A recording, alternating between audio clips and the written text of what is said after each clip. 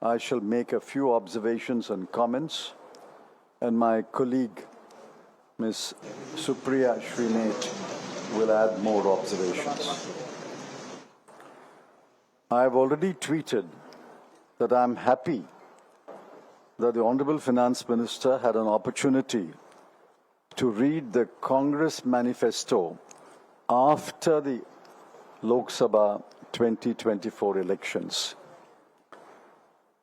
She has virtually adopted the ideas underlying our proposals on employment-linked incentive ELI scheme, the apprenticeship scheme with an allowance to the apprentice, and in the abolition of the angel tax. I welcome her to borrow our ideas, and I wish she had borrowed or adopted many more ideas from the Congress Manifesto. This morning, I had created a template to comment on the budget. In the first part of this statement, I have set out our expectations of the budget. In the second part, I have noted the relevant statement in the budget speech. Whether there was a response in the budget, and if so, what was the response? You will notice on some matters there was no response at all. First, unemployment. According to CMIE, the All India unemployment rate is 9.2%. The response of the government is too little and will have only little impact on the grave unemployment situation. The claim that the schemes announced by the Finance Minister will benefit 290 lakh persons is highly exaggerated. She has given three numbers: 210 lakh, 30 lakh, and 50 lakhs. Each one of the numbers is highly exaggerated. 2. Inflation is the other major challenge. WPI inflation is 3.4%.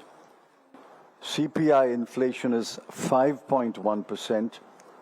And food inflation is 9.4%. The Economic Survey has stated that the deflator for manufacturing has been assumed as 1.7%. Roughly half of the WPI inflation. The deflators assumed by the government have been severely criticized by several knowledgeable economists. Unless the puzzle of the deflator is resolved, it is not possible to unquestionably accept the claimed GDP growth of 8.2% in 2023-24. Besides, the GDP growth rate is no answer to the huge challenge of inflation.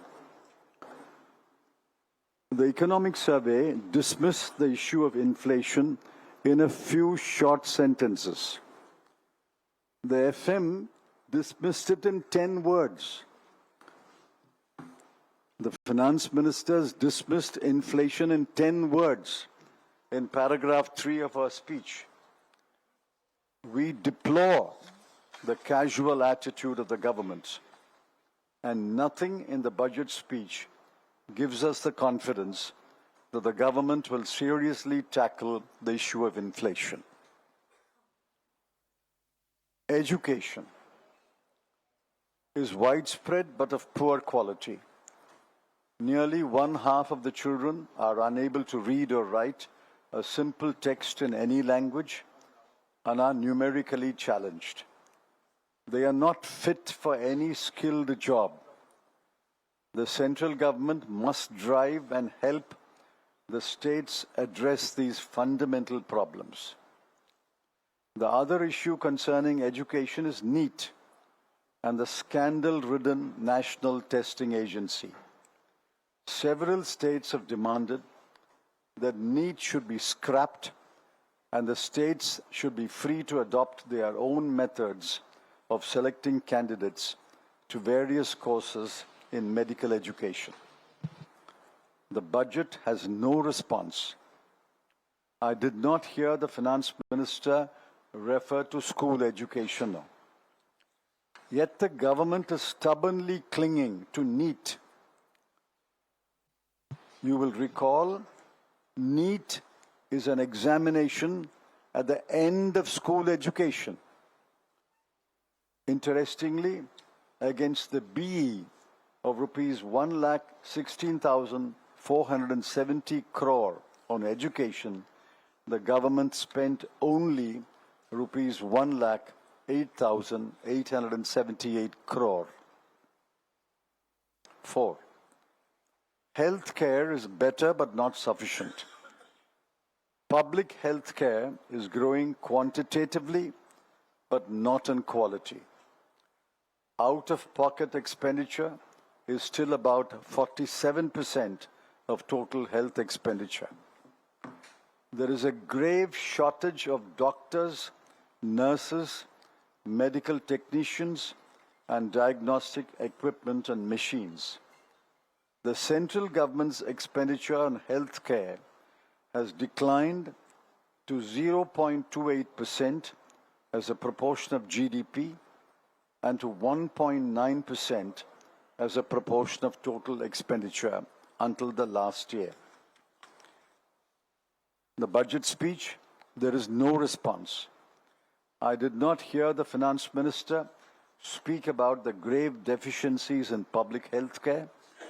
Moreover, against a BE of rupees 88,956 crore, the government spent only rupees 79,221 crore.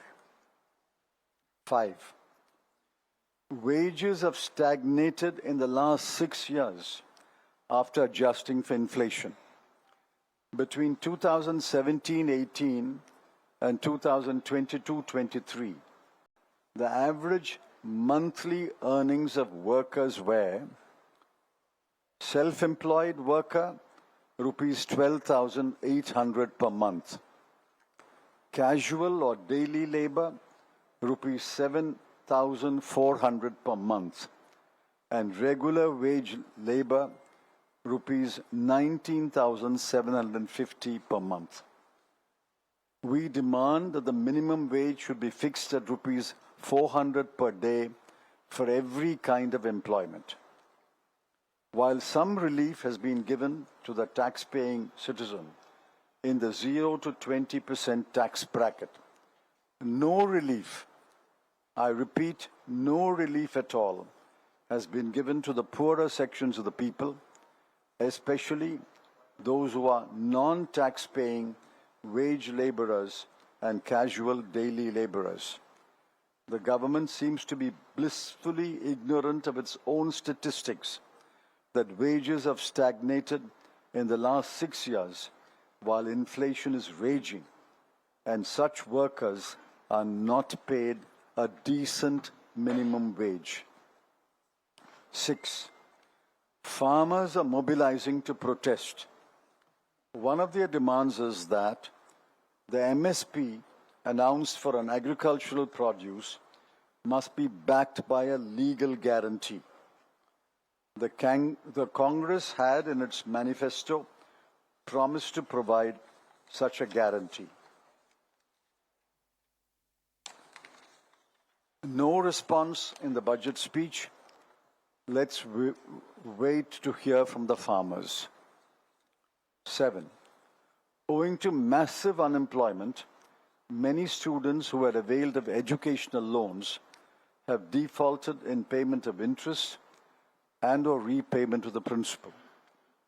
There is a demand that the government should write off the unpaid balance of educational loans as a one-time measure of relief. The response? The government has unusually spoken about giving education loans. They did not say that in the previous budget speeches. They are talking about giving education loans.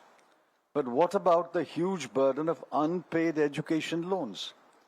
Students and their families were hoping that, given the acute unemployment situation, the government would give relief to the current borrowers. They must be bitter and disappointed. 8. Several political parties, including the Congress, have demanded that the ill-conceived and discriminatory Agnipath scheme should be scrapped forthwith, and the armed forces should resume the time-honored methods of recruitment. The response, there is no response. The agitation to scrap the Agnipath scheme will continue. So I have listed major issues of our concern. I have not gotten to macroeconomic analysis or analyzing the numbers. I'm talking about the common citizen of India, the youth, the students, the farmers, the laborers. They have demands, and those demands have been articulated by every political party in the recent elections. The Congress was among the first party to carefully articulate those demands. I'm afraid the first budget of the new government has left us very, very disappointed.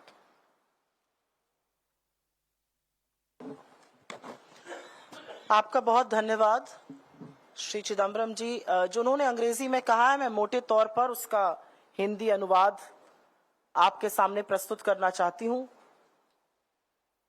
आज budget के जो documents होते हैं वो थोड़ी देर पहले ही upload हुए थे, तो उसको और डिटेल में देखकर हम आपको एक और डिटेल टिप्पणी देंगे। लेकिन फौरी तौर पर जो बड़ी बातें हैं उस बजट पर आपको कांग्रेस पार्टी की प्रतिक्रिया इस मंच से मिल रही है। ये देखकर खुशी है कि वित्त मंत्री निर्मला सीतारमण ने कांग्रेस के न्याय पत्र को, कांग्रेस के चुनावी घोषणा पत्र को बड़ी तल्लीनता से और बड़े गौर से पढ़ा, और उनका ये जो कुर्सी बचाओ बजट है ये एक तरह से कॉपी पेस्ट हमारे जो प्रपोजल्स थे उस घोषणा पत्र में ऐसा प्रतीत होता है। उसमें से एम्प्लॉयमेंट लिंक्ड इंसेंटिव था, पहली नौकरी पक्की जो अप्रेंटिसशिप स्कीम प्रोग्राम था जिसको इंटर्नशिप प्रोग्राम के तौर पे प्रस्तुत किया गया है, एंजल टैक्स का जो स्टार्टअप से अबॉलिशन की बात हमने अपने घोषणा पत्र में, न्याय पत्र में कही थी, ये सारी बातें वहां से उठाई गई हैं। हमारी आशा और विश्वास है कि आने वाले दिनों में वो हमारे घोषणा पत्र की और भी अच्छी चीजों को उठाएंगी और इस देश को उसका लाभ पहुंचेगा। यहां पर मोटे तौर पर 7-8 अंकों में कुछ बातें हैं जो हमारी आशा थी और उस पर इस बजट का रिस्पांस क्या रहा है उसको अंकित कर देते हैं। All right, so that's the Congress reacting to the budget that was presented earlier today. In fact, the former finance minister and Congress leader, Mr. P. Chidambaram, making it very clear at this point that it's been too little and too late. In fact, P. Chidambaram saying inflation has been deflected by the government in just about 10 words. He has said there's very little that's been done on the employment front when you look at the data that's coming in from the different surveys, including CMIE for that matter. I'm being joined by my colleague Samya at this point. Samya, Congress going very strong against this budget. Finance Minister Mr. P. Chidambaram held a press conference a short while ago, and he has categorically hit out at the government at several aspects, starting from unemployment to the inflation, the education sector as well, also mentioning how education loans have defaulted in the payment of interest or repayment of the principal per se. He also says that not much has been done as far as healthcare is concerned, and he points out how wages have stagnated in the last 6 years after adjusting for the inflation. The Congress Party has been maintaining that this budget is essentially meant for the allies, like we have seen as far as Bihar and Andhra Pradesh is concerned. But to go into the specifics of what Mr. P. Chidambaram has mentioned is where he says that unemployment is the biggest challenge that the country is facing right now. It also goes on to say how the inflation in the other major challenge, And as far as the education is concerned, he does mention NEET. Very interestingly, even as the Supreme Court is still hearing the matter and we are still awaiting what is going to be the final verdict on NEET, he does mention that how the NTA, the National Testing Agency, is a scandal-ridden agency, and that several states have demanded for the NEET to be scrapped. He says that the healthcare is better, but it's not sufficient because it's eventually the people who are paying, and out-of-the-pocket expenditure is still about 47% of the total healthcare expenditure. He goes on to also ask the questions about the MSP that has been announced for the agricultural produce must be backed by a legal guarantee. He also goes on to say how the government has heavily borrowed from the Congress's own manifesto. It remains to be seen whether at all the government is going to come up with a reply or a response to what Mr. Chidambaram has just mentioned. Right, and in fact, Samya, it's very interesting that Mr. P. Chidambaram comes out with all of this. Has he, in this latest address that he made, has he spoken anything about what the opposition really has gone hammer and tongs, and that is about this being an allies appeasing budget? Well, we have to wait and see because the press conference is still on. But another aspect that he has mentioned is about how there has been a demand from several political parties, including the Congress, as far as the ill-conceived and discriminatory Agnipath scheme, which should be scrapped forthwith. This is what Mr. P. Chidambaram is mentioning. And we have to wait and see once he starts taking questions, since the press conference is still underway, as to whether at all he will hit out at the government giving more priority to the states belonging to their allies like Nitish Kumar's BJP, Bihar, and Chandrababu Naidu's TDP in Andhra Pradesh. Right. My colleague Samya bringing us the details of what Mr. P. Chidambaram is addressing. In fact, Samya, if you could just stick to the budget a bit, Samya, and it's interesting because a lot of politics also seems to be playing out. In fact, Chandrababu Naidu has gone ahead and said that the budget by the centre has been nothing short of of oxygen for a state that's been on ventilator. Very strong words from an ally of the BJP. Well, absolutely, because